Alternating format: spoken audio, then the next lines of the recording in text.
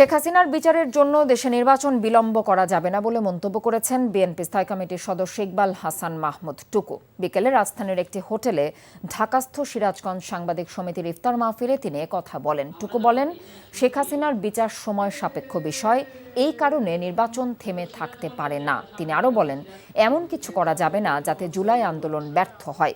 দ্বিতীয় স্বাধীনতায় শহীদদের তালিকা প্রকাশের সমালোচনাও করেন বিএনপির এই নেতা। তিনি বলেন, পয়লা বৈশাখ পালন করলে ইসলাম পচে যাবে না, এর সঙ্গে ধর্মের কোনো বিরোধ নেই। ধর্মের দোহাই দিয়ে সংস্কৃতি বাধাগ্রস্ত করা যাবে না। দেশের স্বার্থে জাতীয় ঐক্য ধরে রাখতে সবার প্রতি আহ্বান জানিয়েছেন তিনি। কেউ যদি বলে যে হাসিনার বিচার যতদিন না হবে ততদিন নির্বাচন হবে না, তা হাসিনার বিচারকে আমরা চাই না। হাসিনা আমাদের নির্যাতন করে নাই। হাসিনা নির্বাচন মাস্ট হতে হবে, যে কোনো গভর্নমেন্ট আসুক। আর নির্বাচন না সাথে যদি ত্যাগ করা হয়, হাসিনার সাজা হইতে ফাঁসি হইতে 7 বছর লাগবে। আমি 7 বছর বসে কি তামুক খামো? ইনভেস্টমেন্ট আসছে না, তারা স্টেবল গভর্নমেন্ট দেখতে চায়।